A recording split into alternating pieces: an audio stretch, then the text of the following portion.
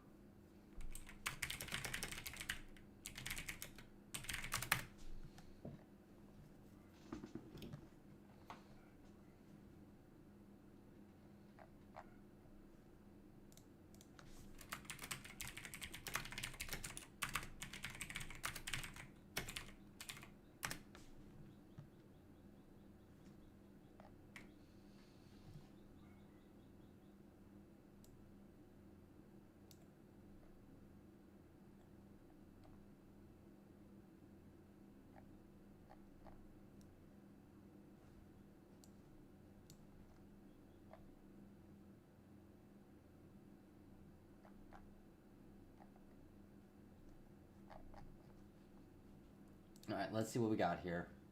All right, let me share. Let me tweet, and then we will get started.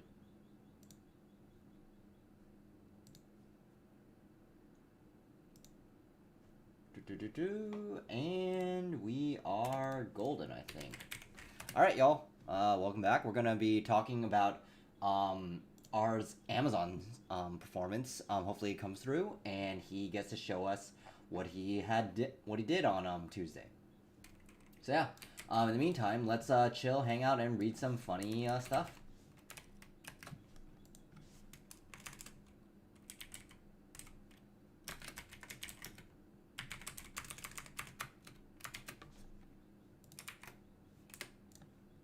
Alright, any questions from the chat so far? Right now, interview with Hassan Hisu, engineer at Apple during the transition from OS 9 to OS X. Okay, this is actually pretty interesting. Let's read this. I think there's a lot to learn. Blue Cross, sure. AI, Nginx, blah, blah, blah. Okay, good. Let's look at this. Hansen Hisu. All right, cool. You went to a tech company, watched software being built. What did you see? People talking whiteboard. People who had power, blah, blah, blah. Last episode, I wasn't sure that there was such a thing as culture, but that's clearly not the case. Every place below the surface is different. Some things are valued at one place and they're discouraged at others. It's just hard to pinpoint these differences, but these differences do matter. The team where people roll their eyes at UX feedback is just not going to have an easy-to-use product as a team where a UX person is highly respected. Very true. Oh, wait, Bob asks, I'm not sure if you answered this question in a previous live stream, but if you had no immediate timeline for getting a job, how long would you recommend studying? Honestly, if you study well and hardcore, like 15 hours a week, I think you could do it in like 6 to 8 weeks. And hopefully with R here, we're going to prove that. We're going to prove that in 6 to 8 weeks of like decent study, you can actually get a offer from any company that you want. So if you're studying casually, but you're still being deliberate about it, you could probably extend that out to 3 months. But in the meantime, I would actually focus on trying to improve your engineering skills in general. So if you watched my video on how to improve as an engineer, read those books. I think like spending an hour a day just reading that is going to do you a lot of good. In 6 months, you'll be surprised how much you learn and how differently you think. So Hassan Hisu is a curator at the Computer History Museum. He was on the ground at Apple during an important time in the history, transition from OS 8 to OS X. Man, having a team full of seniors is both a blessing and a curse. I would say that kind of. The reason why is because everyone who's senior is set in their own ways and has a very, they come from different backgrounds and those experiences do put you in a bit of a shell. And then there's like there's a set of like charlatans who out there who basically became senior just because they had good office politics. Now, of course, everyone contributes something to the table. But I think that the best senior engineers are the ones who can understand the technology, the tech stack, the code, and be a little bit more flexible about it. And understand that there are many different ways of actually marrying these ideas. And I think, like, for instance, like, we only just got started here, but then you kind of see, like, he hints at how culture actually does exist and it kind of does matter. So, for instance, here, where he talks about, some places where UX and UI are very, very respected, and some places where it's not. And Apple is definitely one of those places where UX is definitely very highly prioritized. It doesn't matter if you can make a product if no one can use it or understand it. So that's why, like, when you see these Android fanboys talk about, oh, Apple just ripped off Android and is doing everything they're doing, but and why are people like just like buying products from a copycat, right? But the problem is that that's not what they're that's the wrong value proposition. The right value proposition is that it's easy to use, it's clean, and it's quality, and it's got an aesthetic that people really like. So when you look at these, the history of icon usage, the history of how phones looked, how they should actually, how a person should actually interact with it, Apple has always consistently been at the forefront of that. The technology has come second to that. So, we used to have like Blackberries back in 2007, and anyone who was like an office guy would have Blackberries, right? But it's like way too corporate, way too, it's like the same feeling and value as a suit. And no one wants to pretend that they have a suit all the time. So you have Apple, who introduced the whole fucking iPhone with a more rectangular design instead of like a flip phone design and a touchscreen design. Just all that in one. And that kind of looks like, for everybody. And that was a good design and sleek. They brought that to the market first, and people like that, and then Android follows suit. But notice, like, with the old designs of, like, Android and iOS. Hold on. Let me actually bring this up. iOS 1. So let's actually compare, like, very, very, what's it called? Early screenshots of, like, how things interact, right? So let's look at, like, the very first images of, like, Android, right? This looks like, even if you're from back then, right? Which one would you take? Okay, hold up. Let me actually bring this image up and zoom in. Like, would you rather have this experience or this experience? I'd argue you take this one. Why? Look at it. This one just feels like it's got too much going on. It looks cheap. It doesn't look unified, right? But you look at something like this. Even though the icons are like horribly out of date, they still look unified, and it's a clean experience to have. So it doesn't matter what your technology is if you don't present it the right way. And that's kind of like something I learned at Apple. It's like software and technology is cool, but it doesn't fucking matter if no one uses it. And if the person on the other side doesn't understand. So this is why, like, a lot of times I usually hear me preach about, like, the user story or how a user actually interacts with the software. This is a piece of point that I picked up from my manager at Apple, actually. And if I can find the books that she recommended me, it'd be great. But all of them are design books. And for the life of me, this is why I, like, respect design. I can't really understand or how to execute on it. But this whole interface, design matters. And even in software, the interface of your APIs, your software, your library are all going to matter because it makes things easier or harder for a particular person to use. And that's the point of design. Design is meant to make someone else who's consuming the product, make it easier for them to use. So look at this. Look at how easy this shit is to use versus all this, right? Right, design books. You're a programmer, but you only care about functionality. And this is where I think you're actually very short-sighted. Let me give you a solid example. Okay, you're joking, bro. Yeah, but you get the point. Like, it's the interface, the way people interact with your software that matters. Otherwise, no one's gonna use it. It's gonna fall to shit. It doesn't matter if you're a UI designer or a library designer or a technical designer. If no one uses your fucking software or function calls, why the fuck does it exist, right? Like, value in a vacuum is not a thing. So, anyway, first day of Apple. We got like 1 minute. I kind of want to get through like a little bit of this. He joined October 1999, parallel to OS 9. He was formed by a team of Next computers. Steve Jobs founded Next and Pixar for that matter. They're going to work on this research project forever. We're going to ship new features, new iMacs, iBooks. Apple came out in the darkest era. The iMac was a hit. Contingent with the classic team that felt that they had to introduce more modern operating system features to classic Mac OS. Blah, blah, blah. I mean, if you're going to look at a corporate level, there's no way that corporate was going to let them do that, right?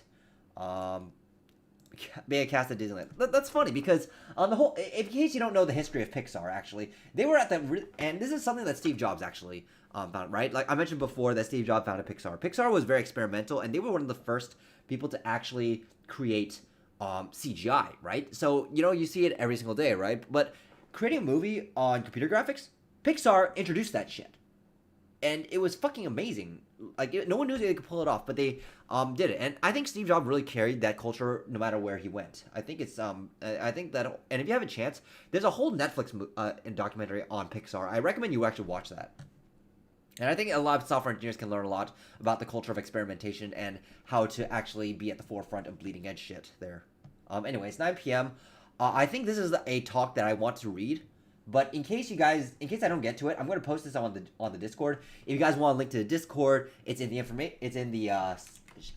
what's called the info in the down below. So with that, let me bring on my client, and we're going to talk about his performance for Amazon that he did on Tuesday. So let's actually talk about it. Let's bring him on. Recording in progress. One could argue that marketing is better than design. Yeah, I would also argue that to an extent.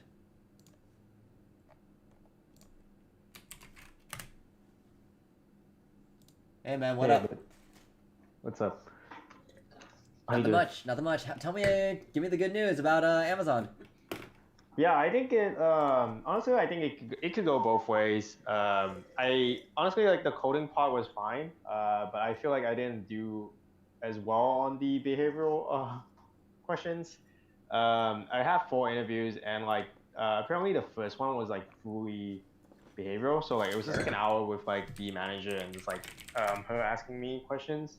Okay. And yeah, I think like the question, like I think the one question she asked was that I really struggled with was tell me a time when you disagreed heavily with like the business, and like what was the disagreement, and like what was the result and stuff. Okay.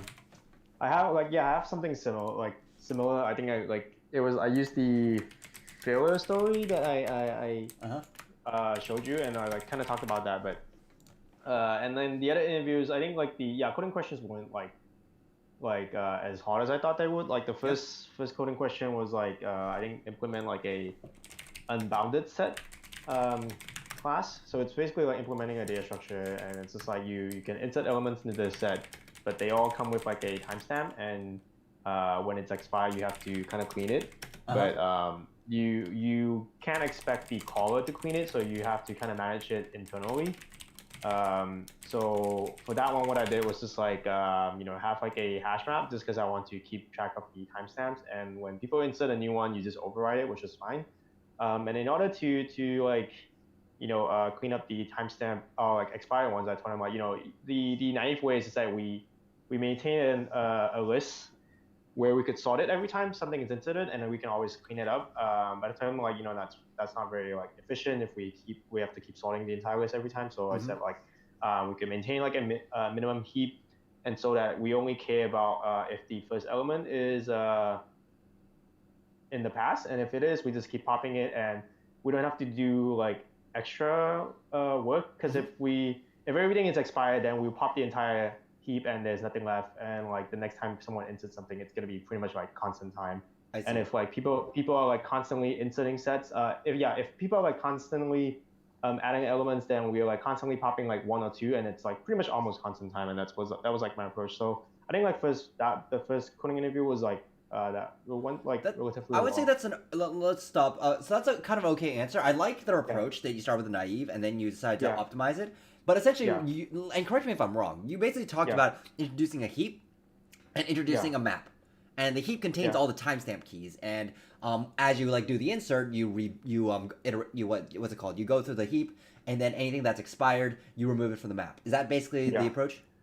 Okay. What did you think about like a sorted hash map? Sorry, say it again? Did you think about a sorted hash map? Yeah, I did think about like an ordered like dictionary, which is like pretty similar to like a least recently used catch. Yep. But it's just because like I did think of that, but it's just because like you can update the timestamps, and how do I say it? Yeah, you can update the timestamps, and like it's pretty similar in the case that in the sense that you want to remove like the well, yeah, it's not really least recently used. It's just like the least recent. I guess you can say that. so that's why I vouch for the min heap. And like the thing is that I would remove it from the heap if it's expired, but I don't need to go through like yeah, I could, and then yeah, I'll remove it from the hash map. But yeah, that was my approach. And then like we did talk about it, and I asked him if he seems fine with it. He seemed fine, and then like after that we talked about like more optimizations. For example, he asked follow-up questions like, oh, like what if different processes try to access like the keys concurrently, and like what would you do, stuff like that. So it didn't seem like he was dissatisfied with my approach, since he proceeded to ask like follow-up questions and then stuff like that. We even ended the interview earlier, like a few minutes earlier, because like he didn't really have further questions left, and I like basically asked him the questions that I had for him as well. So I think first one went relatively fine, but yeah, I did before we wrap with the first one, is there I want to focus on the first one before we move on to the next one. There's a few things I want to check up on. So when he asked you these questions about inefficiencies, how did you handle them? What was your approach to handling them? My approach was basically so yeah, initially like I was like pretty confused because like the question was like pretty vague, and so I like asked a lot of clarifying questions, and I was like when do we start it? Like do we expect the customers to like clean the data structure up or stuff like that? But he said like it's really up to me to consider, and so that's why I mentioned like the naive approach, and like because it seems like he was interested in knowing like what are the different trade-offs for different approaches, and so I talked about that, and then that's why I ended up with the heap approach. And then after that, I think after I was done, he then asked like questions. Like one was like concurrent access. I forgot what were the other ones. I think concurrent access and okay, that's fine.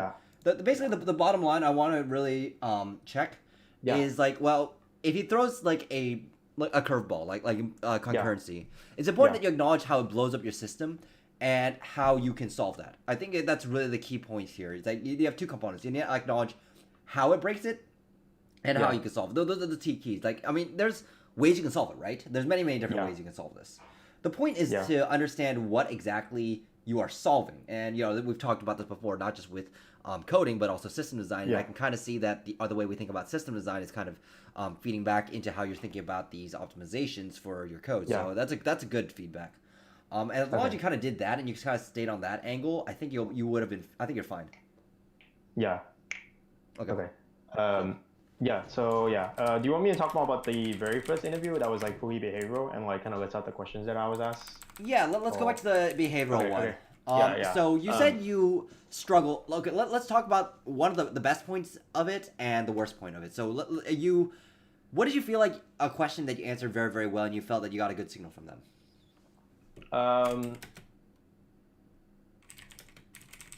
And by the way, did you take like notes or like have a copy of the answers you submitted? Submitted. It was more like all talking, but I can list it out and send them. Yeah, like it was all talking. I could send them to you. Oh no, I meant for like the code. Oh no, like they did it on the coding pad, and then they immediately like shut it off right after, so I wasn't able to get a chance. It was all on the same link, and then they would just shut it off. Right, like I would be like talking, and then like the moment they end the interview, like before I get to copy it, it would just be gone. Got it. That's fine. I was curious because sometimes some people do that. Anyway, let's go back to the behavioral. Tell me what answer you thought was good and why. So the one question that I think I did relatively okay was when I was asked, tell me the time like you went out and did something that's like outside of your comfort zone or like outside of your responsibility.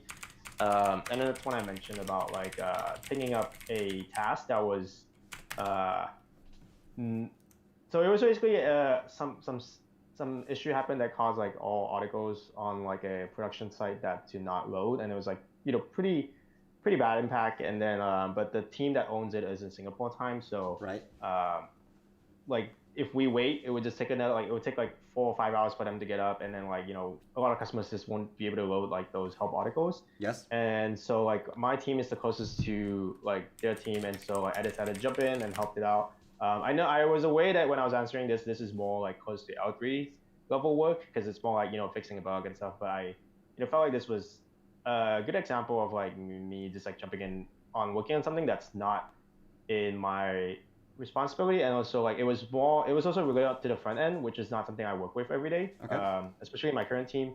And so I talked about that. I think that went relatively well.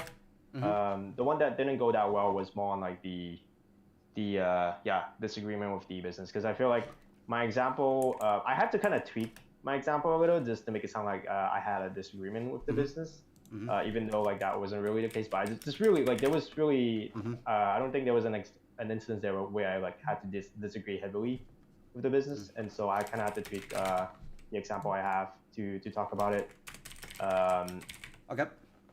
Yeah. That's so fine. I don't think So actually, what I want to say, these stories are fine. I think I read the stories that you sent me. Now, I think what's going to clinch it is making sure that you really tie back the moral lesson of the experience. Did you do that for your answers? Yeah, like I'll try to tie it back and just talk about so I was talking about the story of like the reservation bottleneck, and so I just tied it back to like I know like because they have like the leadership principles stuff, so I try to tie it back to like customer impact and just like having a backbone and commit, because I think that's also one of the principles. So like I would try to tie it back to like their leadership principles, because Amazon like looks pretty heavily on those stuff. Right. Make sure that they have an easy reason to remember the story and why you did it. Anyway, so I see that based on my understanding, remember, like, we want to not only tell a story, we want to tell a story with the right level of responsibility. I think sticking with the outside team and then taking on a scope of the product that you're not used to, I think is pretty L3, L4 work. I think, and as long as you demonstrate that you are the one who owns that initiative and you make that emphasis, and that the success or failure of that initiative is on you, then I think it's fine. If it's more like, oh, we do it because we want to reach SLA, then it feels more like an L3. So I think that what's going to make or break your answer is really how much it is on how much you emphasize your own initiative. I tried to use keywords like owning and stuff like that, just to like put an extra emphasis on like stuff. Like for example, like the fix that I had to do, I was like, I had to do it myself, and like there wasn't really anyone to help me there because everyone was offline, and I had to like do it myself and pretty much like own up the work.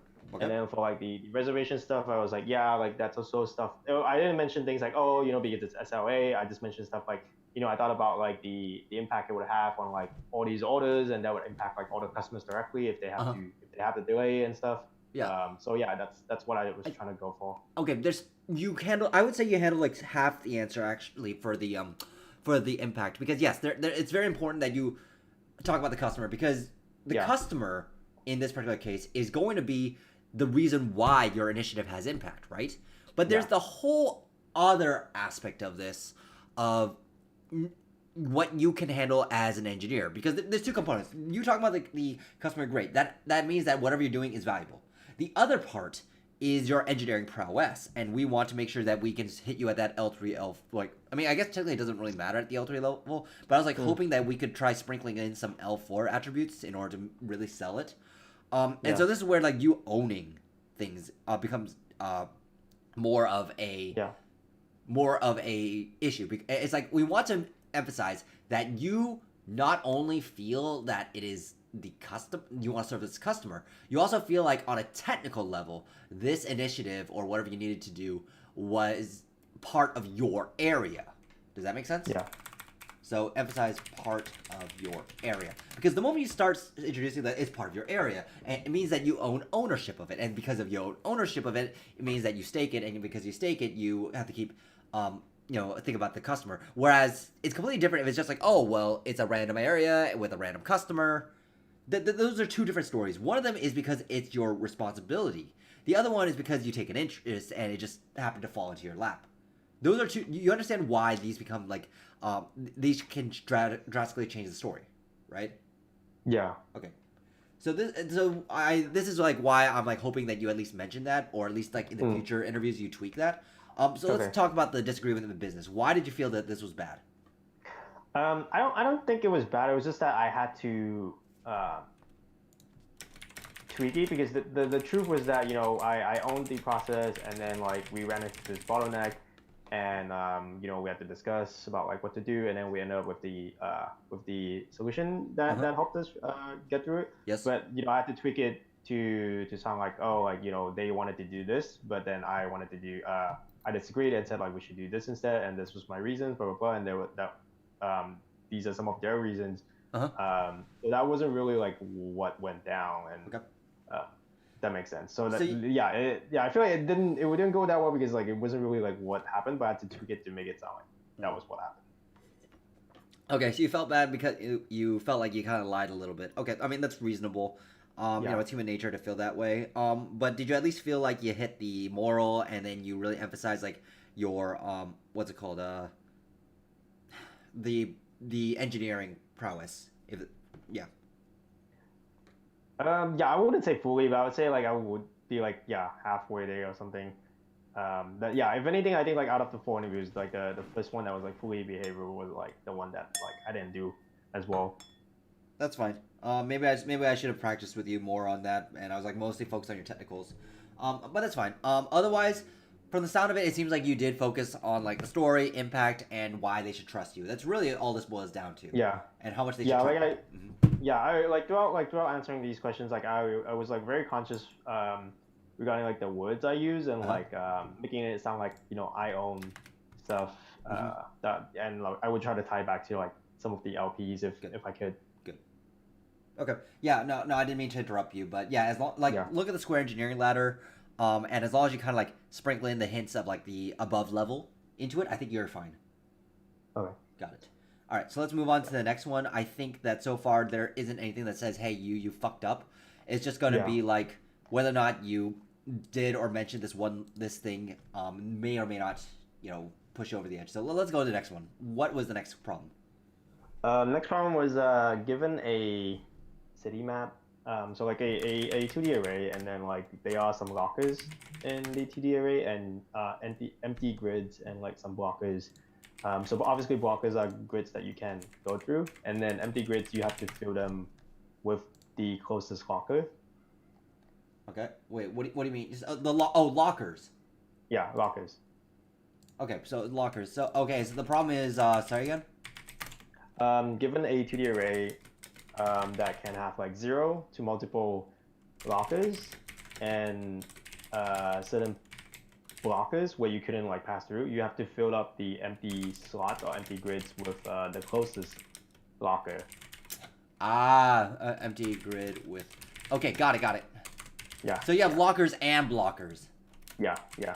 Okay, so I think, okay, yeah, got it. when she first threw out the problem, like there wasn't any blockers, and then like as I was talking through, she started like she kind of just threw that in.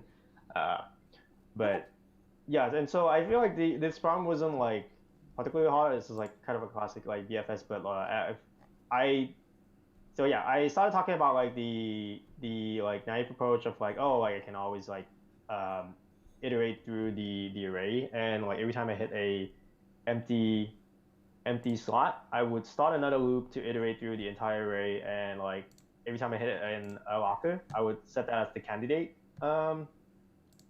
Okay. locker based on the distance and stuff. And then we started diving into like, how would I know like if it's the closest locker or not, and how would I define distance. Mm-hmm. And I initially was talking about using like the Levenstein distance, Okay. and then it turns out she was looking more for like the distance would be would increment one every time you move a grid, Mm-hmm. and you can only move in 4 directions. And then Mm-hmm. that's when she threw the lockers in. She's like, okay, what if you have blockers? You can't just do a Levenstein distance. And then that's when I was like, okay, then we could do more of like a BFS approach where I would just like start from that empty grid, and I'll just like move out in like 4 directions wherever possible. And then the moment I hit the first locker, that should be the closest one if I'm doing a BFS approach. Mm-hmm. And then yeah, so I was talking through that, and I feel like maybe like I think the one thing I realized that was that I could move faster with some of these iterations in terms of like building up and optimizing my solution, but I feel like I wasn't fast enough. That was the one thing I realized after as I was doing these interviews. And so like this is obviously like not the optimal approach, because like this is still technically like n square. Because you would have to start at each empty grid, and like you expand out until you you get a locker. And like in the case of like empty lockers, then you would just do n square. Okay. In worst case. And so I was talking like, oh, we could also do an initial scan and stuff. And so I was still kind of like trying to optimize this and end up with like a more optimal solution. But then she was like, okay, like, in interest of time, we can like start. Because she was like also interested in like seeing me code it out, and then we could talk about the optimizations later. And then so I coded out, and like that wasn't really an issue. Only took me like I would say like 5 to 6 minutes just to like code everything out. And then after that, we started talking about like optimizations. She had to give me like a few like hints there because I wasn't quite sure where she was getting at. And then it turns out I realized like, and then when I finally realized like what she was asking for, I was like, oh yeah, like if we want to optimize this, then instead of so right after I'm done, she was like, okay, her question was, do you see any inefficiency of this in this, and like do you think this can be optimized? Did you hear my voice? Did you hear my voice saying that? Yes, I did. I was like, yeah, and that was like the kind of question that Edward would ask. And so I was like, yeah, like the inefficiencies obviously because like as I'm like filling up these empty grids, I'm starting all over again. Whereas like I could potentially utilize like some of these empty grids that I've already like populated. And then we started talking about that, and then she was like, okay, what if you don't start with like these empty grids? And so I was like, well, if I don't start with the empty grids, I can obviously start from the locker and go from there. So like and then the optimal approach, like just based on talking, I was like, okay, we can start with we could do the BFS from the lockers themselves and populate the empty grids from there. And with that approach, like we won't need to visit the same grid like more than once. And we could kind of like end up with like a over solution. So yeah, that was the problem. She also did give me like some behavioral questions as like every Amazon interviewer does in the beginning.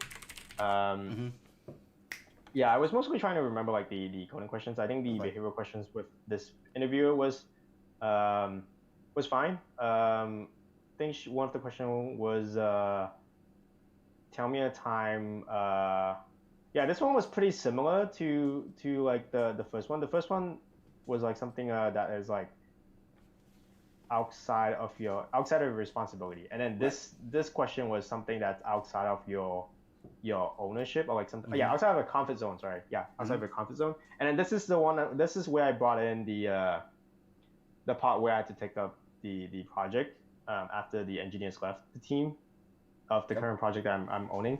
So that's I just wanted to like showcase that like it's people left the team and like I'm the only one left with context, and I had the option to either pass the ball back to my manager and say like, hey, like I can try to work on this, but like we would need like someone to lead this, or I could like try to own it and stuff.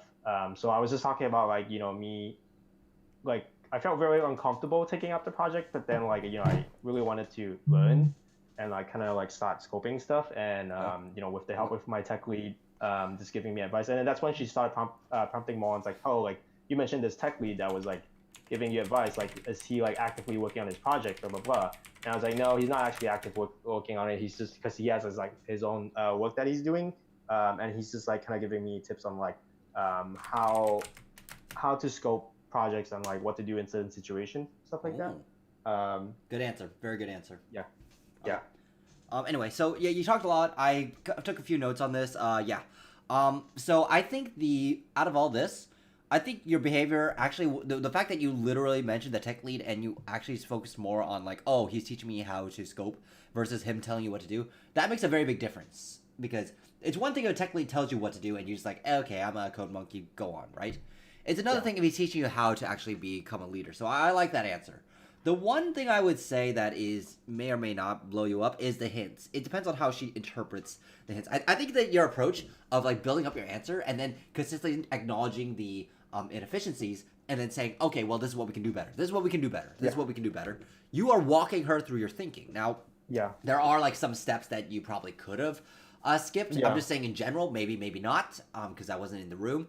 But I will say that I think your choice of answer and progression was pretty logical. So I don't see why she would the only mark I can see she gets against you would be like, oh, he has to be faster, in which case like, okay, that's something you could do. But the problem is that I'm afraid that based on what we've done together, that you might be losing her. But so I think your tempo was probably okay. I would not focus on that. It's just the hints. I think that's really what is going to be the biggest issue. And so I think that from this, I would say, she had to give 2 hints basically. Yeah. Yeah, And if anything, yeah, I feel like it was just like I realized that because the approach that we've been practicing is like start with like the naive approach and then like slowly build my way up. I realized like sometimes like these interviews like they kind of expect me to like even as I'm like talking about like, oh, this is my naive approach, and then like this is how like this is inefficient and this is what I would do to optimize it. Right. As I would be like talking through these, they would like kind of interrupt and say like, oh, like just like throw like curveballs at it as I'm still like building it up. So I'm not sure if I like should skip it or like if they're like expecting me to go like fairly sooner to the optimal solution. Because it sounds like even though as I'm building it up, they would like, so you're like, oh, like what about this? And like it's just like things that I know, but I haven't gotten to it yet. If that makes sense. Yeah, no, that makes sense. As the reason why I make you do that whole exercise, like starting step by step, is so that way we can make sure that when you get to that speed, and I think it's time for you to like do the hockey stick and take off, is that if you have to go back to any of the steps in between, you could do that. So I think based on what you mentioned, you can do that. So I'm going to give you a license to start skipping some steps, but be careful. Like at the beginning, it's easy to skip steps, and I think it's fine. But it's when you get to those later iterations, that's when it starts becoming a little bit hairy to start skipping steps. In the beginning, it's easy because you're like, some shit, it's like, oh, it's super obvious that this is inefficient. So I'm going to give you a license to skip the early steps and go straight to the optimal if you can make the right argument and you are, I'm going to say 90% confident. Like, 19 to 95% confident. And, like, this, don't be paranoid about it. It's like, you've seen it before. You've seen this optimization. You've seen these steps of optimization before. I'll give you a license to skip ahead to the part where you know that, the other parts you can do autopilot. So, so feel free to do that in the future. Otherwise, I think her feedback would be, like, a slow and needed a little bit of help, but still workable because he knew what he was doing. So it's clean, but slow. That's probably what I would guess she would give the feedback on, but I don't see that as a mark against you. I see that as a sideways, but it's sideways to up. Like, obviously, if you came across the right way, she would say, oh, yeah, you know what you're doing. But, that's what my feedback. Okay. Yeah. Sounds good. Okay. I'll start doing that only if I feel comfortable with the problem. Like if it's something like I've seen variations of similar problems, or like I kind of have an idea, I would just like skip it. But I think like if I'm not entirely sure, I would still start with like the iterations and then build it up. Right. So at least this way we have a way of deriving the answer no matter what situation we're in. Now it's just like, okay, well, we can go much faster now that we've mastered that. So Okay, and it's good that we have that feedback from Amazon saying, oh, yeah, you can go faster. Like, okay, if they're saying you can go faster and you can go faster, then go faster. So. Okay. All right. Next one. And then, that one, behavioral questions was something like, tell me a time where you were working on, like, a tight deadline and, like, what would you do, stuff like that. So I kind of brought up the same project of, like, me taking this, and because I'm the only engineer working on this, the deadline is, like, coming up, and there's no way I could obviously like fulfill it. And so what I did was like I basically like reach out to like the product manager, engineering manager, and like the stakeholders just to explain the situation and like communicate like super early that like, hey, this is not realistic given these conditions, and if this is urgent and should be prioritized, then we should allocate more resources. Otherwise, then this unfortunately would need to push back.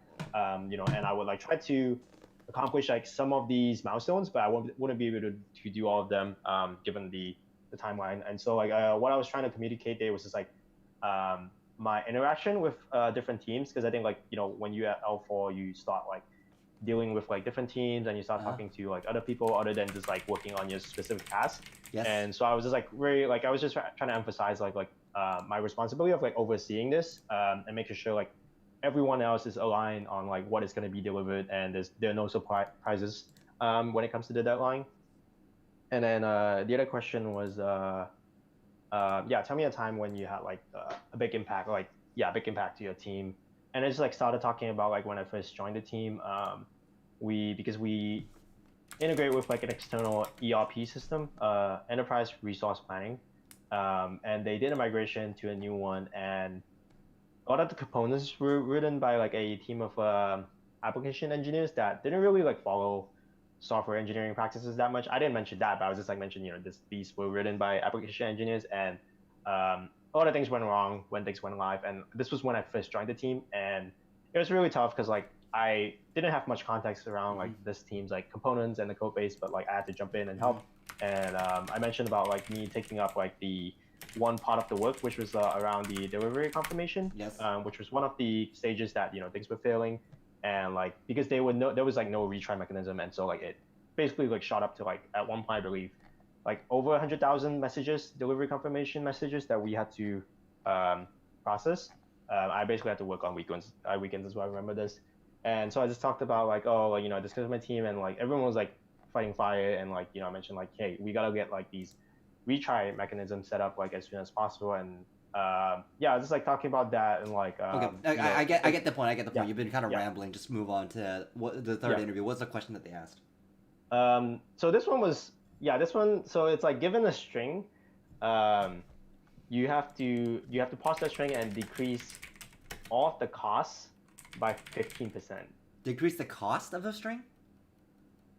So this was this was like somewhat vague, and so I was like, what do you mean by cost? And so like I'll just type it out. Yeah, go ahead. I don't think I understand what you're saying. Yeah, I spent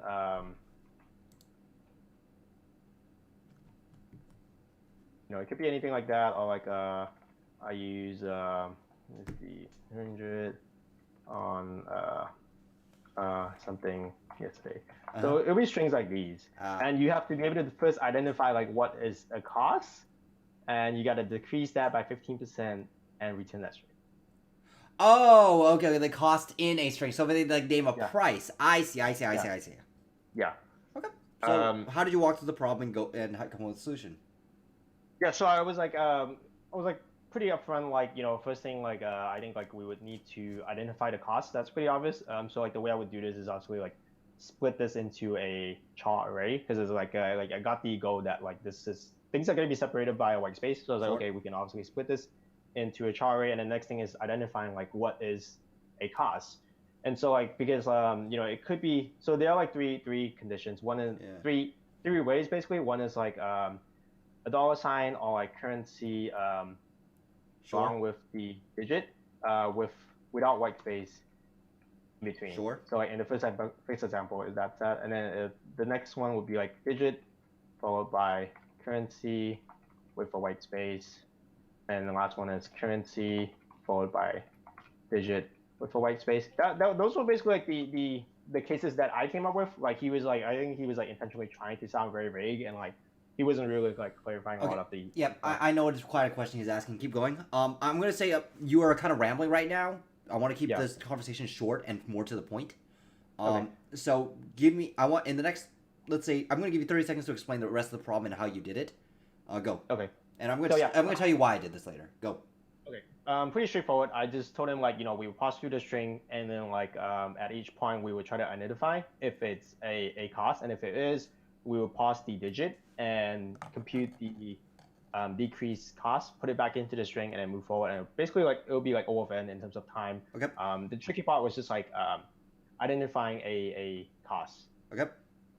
Yeah, and so like I would just check like all the different conditions. Like one is like if the current one is digit, we just check if the next one is currency. Then if it is, then it is. Then we increase the index by 2. So that would work for case 2 and case 3. And then for case 1, once I hit a currency, I would just kind of like iterate through that substring. Okay. And once I hit a digit, I would do it. Yeah, and basically it's the same logic. So the algorithm is very simple. I understand this problem. Yeah. So what he's really looking for is how well you can define a problem. Do you understand why your proposal might not work? Yeah, it's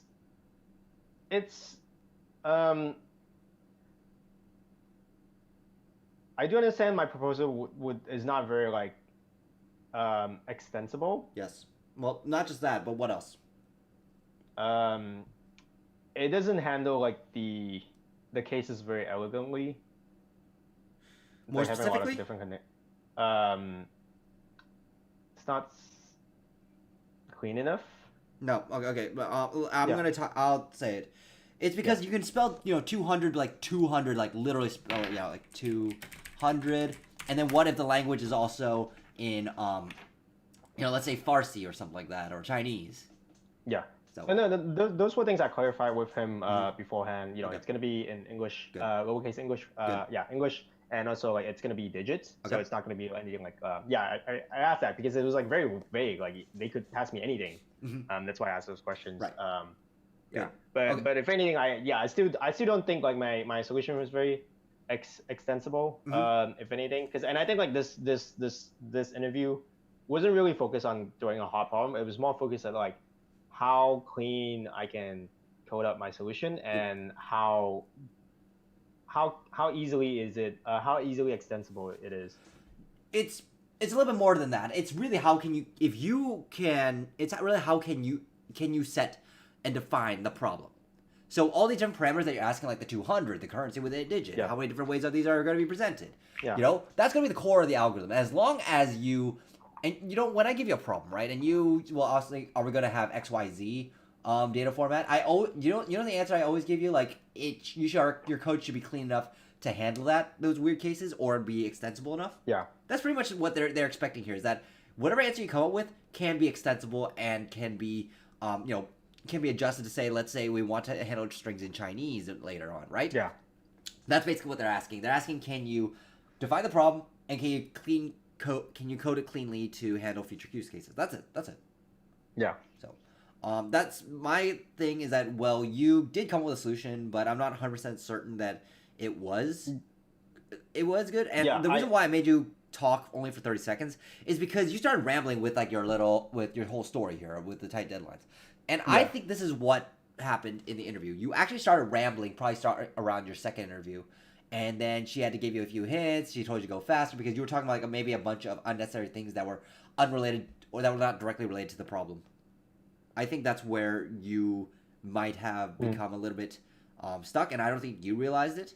It's like maybe you notice like when I asked you about we're talking about the review. I'm not asking you to do the interview for me. I'm asking you to really go talk about the things Yeah. that you did right, things that you did wrong. So I don't need the whole story. I just need the executive Okay. summary. Okay.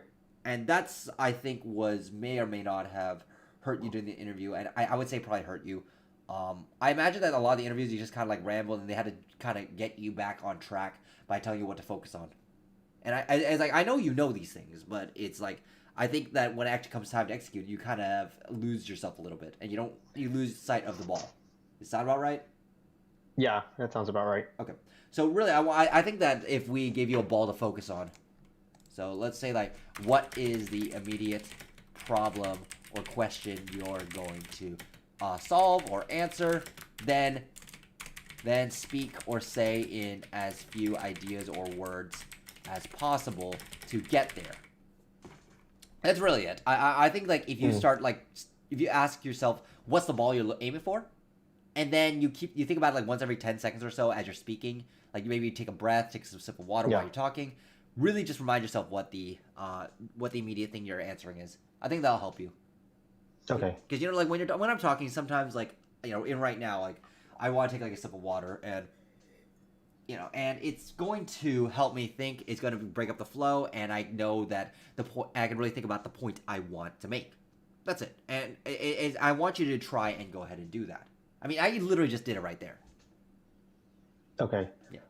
Yeah. So, I'll tell you one of my tricks. Not just like water, is that I'll usually end on a preposition and the whole point of me saying this is, and then I will pause, to breathe and to water. You're hanging on my word the moment I said that, right? Yeah. That's the trick I use. I think you could. It's like, and if you just say, and my point here is, stop. Think about the objective. You could and like sip of water. And there you go. Reset, and you have the reader's attention. Okay. I do realize the things you mentioned as well. Yeah, it's a very good trick to do because they're not gonna like stop you from getting water. So I want you to use this in the future interviews. Next thing, I think your solution, I'm gonna say is 50-50. I think that you did well defining the problem, and I think you came up with a solution. That's pretty much L3 work. I don't think you could hit the I don't think you struck the L4 yet. So. Yeah. That's why I mentioned in the beginning that I feel like this could go either way. Okay. All right. And then let's go to the last one. That was the last one. That was the last one. Okay. Yeah. So overall, I think you did the mechanics on a basic level, which probably guarantees you like an L3 offer, probably mid-level L3 based on the things I heard. Yeah. Other than that, I would say the one thing to worry about is how objectively you present your ideas. So I really want you to not try to ramble when explaining. I really want you to at least make good use of this tool here that I've given you. Yeah. And also speed things up. That's it. Yeah. The one thing I struggle with my behavioral like answering behavioral questions about Yes. like my team or like my work is like I myself find like the work I work with and like the stuff that my team deals with fairly complicated. Yes. So like when explaining to people, it's hard to just say it directly because a lot of these things require like prior context, and like there are a lot of terms involved with it as well. Well, Yes. thankfully, like the last guy that I interviewed with, he used to work in like the supply chain side of like Amazon as well, so he had like certain context to some of the stuff I was talking about. But that's why I always like felt the need to like say more than I need to, if that makes sense. It makes sense, but it just also means that you don't know what the primary value of your work is. Like, it's complicated. My work's complicated, but I can present it to you in a way that you can easily digest. I manage the developer experience for all of Uber's mobile engineers. Very simple idea. You understand it immediately, but it's also very complicated underneath. Okay. That's the point I need you to present yourself at. I mean, definitely you'll be working on a lot of things, but there's one unifying idea. Think of it like a tree structure. There's one unifying idea, and then that's made up of multiple smaller ideas, and each one of these smaller ideas encompasses smaller units of work, right? But if you had me describe any level of granularity for like a project that I'm doing, or the team that I'm working for, or maybe my coworkers, I can present you like basically the high level executive one summary, a paragraph summary, and then in-depth detail of like any particular unit of work. This is what I need you to do. I need you to be able to do the exact same thing. You have the high level of what your team is doing, maybe it's the project that you're doing as an executive summary. Pretend like you're talking to Mark. Mark only has 1 minute with you. It's like, tell me what your team does or you're fired. And get me to understand and prove why it's valuable in 1 minute or you're fired. Right? Maybe if you imagine that, then it becomes a lot easier. Or maybe not easier, but it's a lot easier to imagine why you need to do this. And that's basically exactly what you're dealing with here. You only have 45 minutes to actually impress the interviewer. And he's not gonna sit there and listen for 5 minutes while you ramble. He's gonna fuck off and like whatever, I'm wasting my time. But if you give him the 30 seconds, 1 minute version, he can at least dive in to certain parts. As long as he has the high level idea, he'll ask you to clarify in more details. Do not give more details than the person cares for, That is just a waste of time. So for instance, if we're doing a coaching session here on coding, right? And the coding interview, right? If I gave you a whole lecture on stock options before I even talked about like what quantitative trading looks like, it might be useful later on in the discussion, but you're not going to understand why it's relevant. And it's like, why the fuck are you telling me this? I don't know what he's talking about. I don't care. Yeah. The interviewer is going to feel exactly the same way. And, like if Mark Zuckerberg, or like in this case, like Dara or Tim Cook said, you have 1 minute to prove to me why your job is useful and what your team does, or else you and your entire team is fired. I'm not going to give him a lecture on how Android compiles their code. I'm going to say the executive summary at the very beginning, tell him the projects I've been working on and why they're impactful. Same idea. Yeah. Yeah, I have the same problem with like coding problems as well. So like this behavioral problem and like because I feel like I went from when I first started coaching, like when you first started coaching me, before I met you, like I would just practice with everything in my head, and so like I wasn't really speaking out, and then the first thing you made me do was like speak out and stuff, and I feel like ever since then I would just like start speaking out, but I never really tried to work on summarizing things like good enough. Like I know we talked about like summarizing my solution to like a 5-year-old. Yep. But then like I was really focused on like, oh yeah, once I have the idea, I would summarize it. But then like I would still talk a lot like throughout the process. That's yeah. But the thing is that like once you come up with the idea, simplify it. Simplify it so like I think I mentioned this before. Yeah. Simplify it so that way like explain like I'm 5. This is like what you should be doing. And when you work through these problems and you describe the idea multiple times like you're 5, you'll notice that there are similar mechanics that carry over from one area to another, right? Like if Yeah. like a frequency map. I can the moment I said frequency map, you already understand the idea. Like we're going to use a frequency map to handle the number of times we see certain strings within the range of one index to another. I literally just summarized the whole the problem that you did last week in less than 10 seconds. This is what you need to work on as well. It's like when you look back on the problem, it's not just like the mechanics, and I know you've been focused mostly on the mechanics, but now we need to focus on being able to deliver the idea. Because like at the very least, we can get you to an answer. Now it's time to work on the delivery. So when you work on these problems and you see these ideas, really you look back on them, really try to simplify it and then try to hit that at the beginning. So that way, like, you don't have to come with the idea and simplify it. We want to get to that simplification first. And it's gonna feel the same way here, when you're doing these problems and you're iterating over and over again on the efficiency, and you already know where you're heading, because you've seen this before and you've done this exercise before. That is going to come as naturally when you talk about your ideas. Does that make sense? Yeah. So, I think focusing on the ALI5 explanations and trying to hit those first when you do those problems. So remember how I keep saying explain your idea. Now we're going to say explain your idea like I'm 5. Baby steps. Okay. And now this is step 2. So, all right. With that, I think we've covered all of Amazon. I think we've addressed some of the issues. Now, you said you scheduled Google, right? Yeah. Okay, and did you schedule Amazon?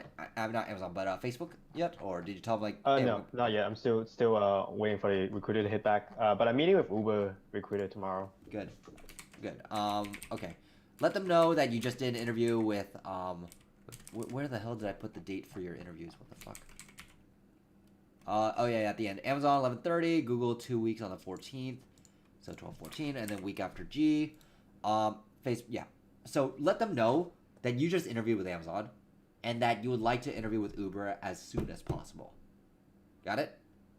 As soon as possible? Yes. Okay. And I want you to spend this week still decompressing. Actually, let me ask you, did you feel really stressed out when doing these interviews or problems? Did you feel like you're still worrying about the mechanics? How did you feel? Honestly, like the day of the interview, like after I felt very like done. Like after I finished the interview, so like I took yesterday and the Tuesday and yesterday off, just like decompressing. So I feel better now. Good.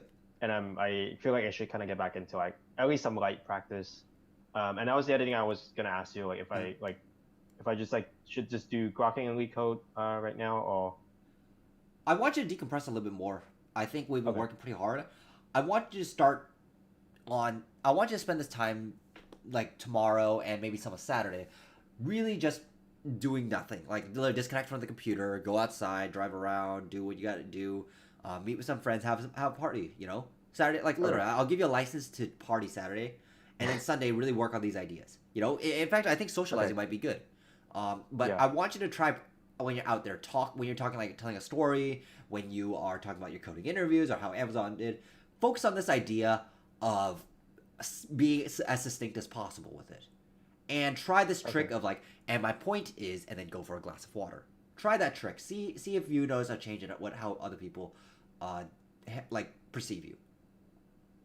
Okay. And I think it'll be very interesting because if you practice this just like once, little habit, I think it'll change a lot of like the dynamics you encounter. But yeah, I don't want you to like start up too early and then we're getting a burnout. This is the thing that Pavel had. This is the one that Valid had. He did the exact same thing. They just overloaded themselves because they got too paranoid. I want you to take Friday and Saturday off, and then Sunday. We don't have to check in on Sunday if you don't want. But Sunday, I want you to try taking this idea of explain like I'm 5. Okay. As for the Uber interview, I'll try to schedule it soon, but I'm also worried of like scheduling it this coming week just because like I need to deliver something by the 15th. So I'll see if I could schedule it for like 16 or 17. I would prefer you do it before Google, but because I want one more. Okay. I want one more. All right. Okay. Actually, we already have the on-site with Google, and the phone screen for Uber is not going to be a great feedback. I'd rather you do it like, I don't want you to do it the same week as Google. I really want the Google to be on its own. I'll try to do it next week then. If it's just a phone, then I think I can do it next week. Okay. Yeah, 30 minutes. I think you're prepared. We're going to decompress over the weekend anyway, and then just have fun with the Uber one. I want you, like I said, relax, let it go on your instinct. You've already proven with Amazon you can do this. You have the instinct for it, right? So I want you to use Uber as a way of like, okay, we're gonna have a fun drive today. We're gonna like just fuck. Yeah. We're just gonna fuck around and do what we know what to do. Yeah, when I was doing the interviews with Amazon, I realized like it wasn't really like I couldn't do the problem. It's just like I'm not fast enough and I couldn't explain things good enough. And I realized this is not just interviews. Like even outside of work, I have that issue of like going on like a lot. Yeah, like if you notice like you're talking for more than 30 seconds and not delivering value, take a break and then and my point here is trick. If you can just as long as you can catch yourself, you just pull out that card. And that's it. For sure. Okay. Anything else? No, nothing else. Okay, cool. So we'll skip the Sunday check-in because I want you to relax. And then hopefully let me know how things go with Uber, and if you hear back from Amazon, which I think you'll hear back in 2 weeks. Let me know the results. Okay. Cool. All right, then I'll talk to you later. All right, talk to you soon. All right, bye. All right. Yeah, that's gonna be it from him. If there's any questions in the crowd, feel free to ask us. That's the only client that I have today. Any questions on coding interview, what he did, and what we all saw, let me know. Going once, going twice. All right, cool. Thank you all for joining me. We will be back here on Monday with him, talking to him about hopefully his practice on Sunday and doing some more practice with system design and data structures and algorithms. Thank you all for joining me. And you know what? I'll see you all later.